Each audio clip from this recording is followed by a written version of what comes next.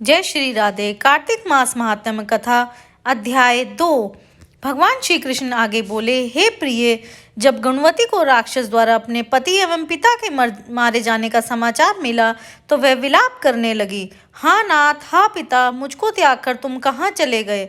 मैं अकेली स्त्री तुम्हारे बिना अब क्या करूं? अब मेरे भोजन वस्त्र आदि की व्यवस्था कौन करेगा? घर में प्रेम पूर्वक मेरा पालन पोषण कौन करेगा? मैं कुछ भी नहीं कर सकती। मुझ विधवा की कौन रक्षा करेगा? मैं कहाँ जाऊं? मेरे पास तो अब कोई ठिकाना भी नहीं रहा। इस प्रकार विलाप करते हुए गुणवती चक्कर खाकर धरती पर गिर पड़ी और बेहोश हो गई। बहुत देर बाद जब उसे होश आया तो वह पहले की बात ही करुण विलाप करते हुए शोक सागर में डूब गई। कुछ समय पश्चात जब वह संभली तो उसे ध्यान आया कि पिता और पति की मृत्यु के बाद मुझे उनकी क्रिया करनी चाहिए जिससे उनकी गति हो सके। इसलिए उसने अपने घर का सारा सामान बेच दिया और उससे प्राप्त धन से उसने अपने पिता एवं पति का क्रियाकलाप किया। तत्पश्चात वह उस नगरी में रहते हुए आठों पहर भगवान विष्णु की भक्ति करने लगी। उसने मृत्यु पर्यंत तक नियम पूर्वक सभी एकादशियों का व्रत और कार्तिक महीने में उपवास एवं व्रत किए।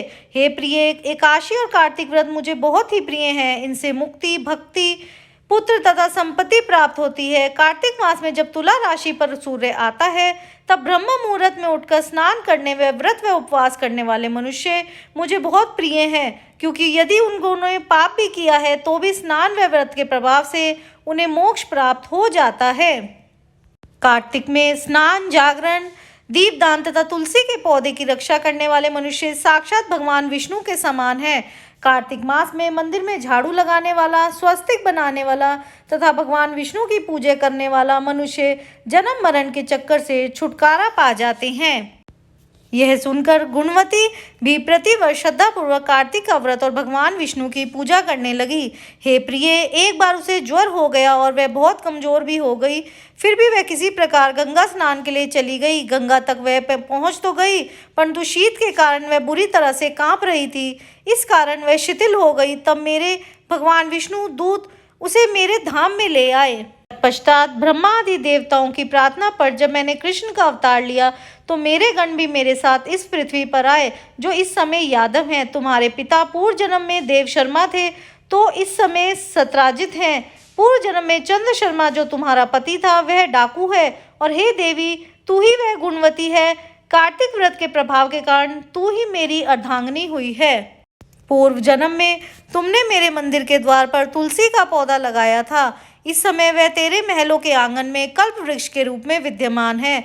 उस जन्म में जो तुमने दीपदान किया था उसी कारण तुम्हारी देह इतनी सुंदर है और तुम्हारे घर में साक्षात लक्ष्मी जी का वास है। चूंकि तुमने पूर्व जन्म में अपने सभी व्रतों का फल पति स्वरूप विष्णु को अर्पित किया था, उसी के प्रभाव से इस जन्म में तुम मेरी प्रिय पत्नी हुई हो। पूर्व जन्म में तुमने नियम पूर्वक जो कार्तिक मास का व्रत किया था उसी के कारण मेरा और तुम्हारा कभी वियोग नहीं होगा।